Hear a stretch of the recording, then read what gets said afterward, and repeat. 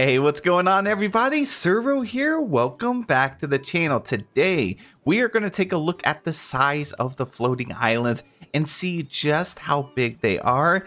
And I gotta tell you, I think you may be surprised by how large these floating islands are actually going to be. Yesterday, they gave us a bunch of information about the floating islands and how they work. They gave us a little like a dev blog for us to read through, and it was really fun to take a look at everything and just we kind of found out that you actually have a quest that's going to start to be able to get these floating islands. But one thing a lot of players were a little concerned about was where it said that each floating island is going to be roughly 65 by 65. Now, of course, I saw tons of comments on like Twitter, the Twitter post saying that, you know, they were worried that 65 by 65 seems pretty small. I've seen a lot of posts in pretty much all over all the social media platforms. And I gotta admit, at the start, I kind of thought the same thing. At first, I was like, wait a minute, 65 by 65?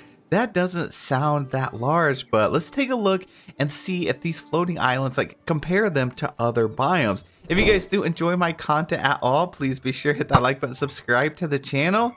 Let's just jump right into it. Alright, so up first we have the bind. This is on Storybook Vale. I'm over here on the left side. I've already decorated the right side. So this is what we're going to do. So we know that this side is pretty big. I have my dream snap build. I'm not ready to tear it down just yet. But we do have this biome right here, which is pretty large. So what I did was I went ahead and crafted some pathing. And I'm going to use this one right here, the blue bronze pathway. I have 130. That totals 65 by 65. So if I were to take this one right here and drag it all the way down the length of this whole biome, it doesn't even reach 65. Let me clear these trees out. It doesn't even reach, it went to 74. So I still have some space left over for the whole length of this biome. So that's at 74.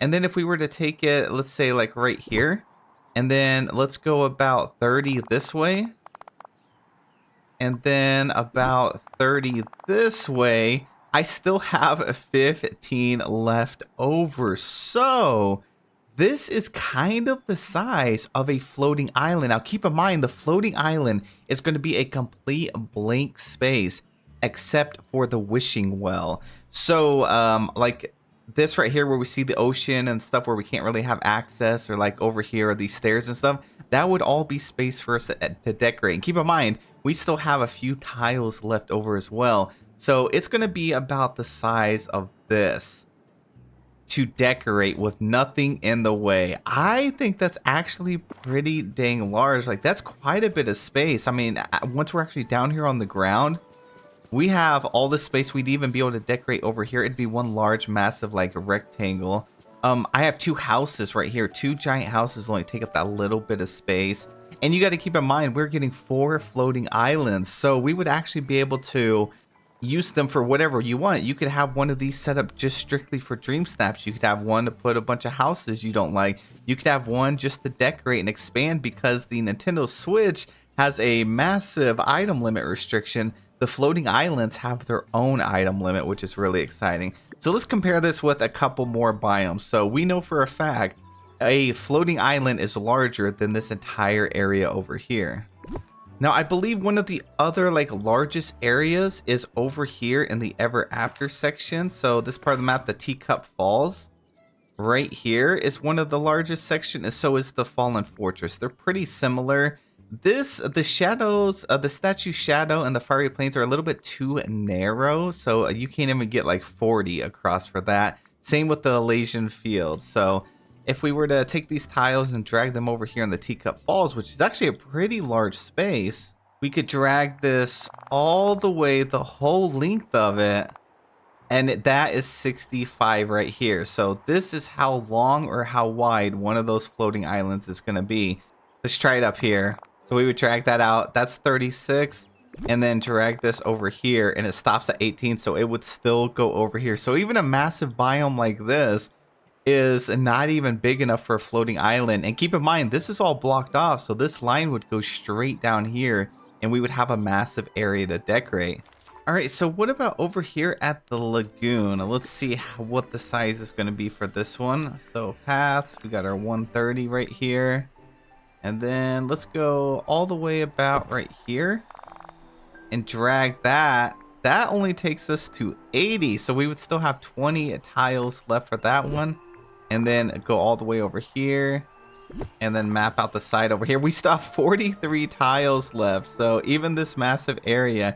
And honestly, if you take a look at the entire map of Eternity Isle, there's not a single biome that would be big enough to fit one of these floating islands. Like some of these areas you think are like pretty big, like the plains and everything.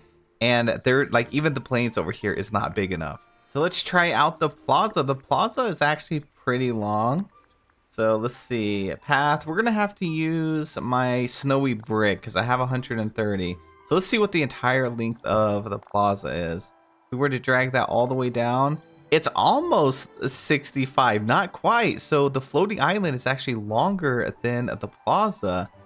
And then let's see, we can do 30 going here. Oh no, see, a floating island is much larger than this plaza is gonna be.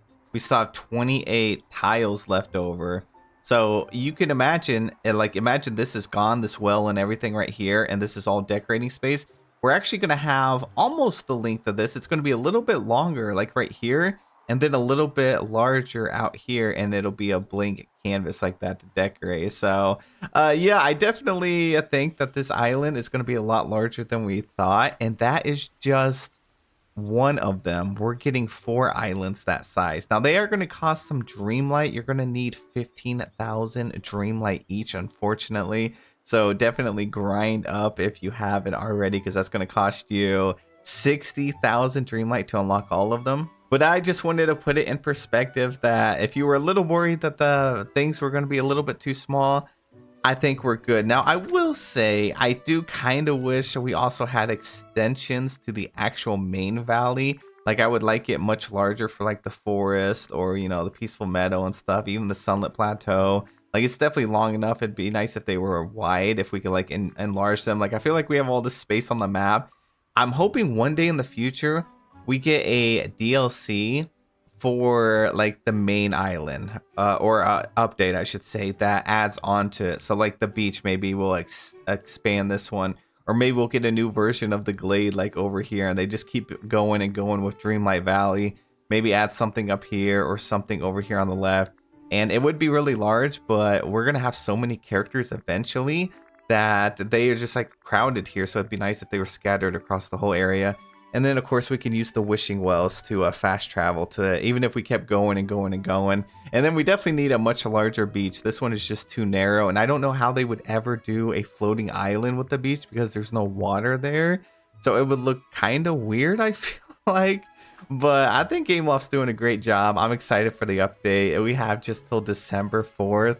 So I'm very, very hyped to get that. But let me know any of your guys' thoughts in the comment section below. I did map out the glade as well because I knew a lot of people would be kind of curious about that. I am on my alt account, so my glade and everything's a little bit messy. But to put it in perspective, if I were to take my path, we have this one here. Let's say we go about right here. Actually, no, we need to move up a little bit. I'm going to run into Goofy's cart. Maybe right there.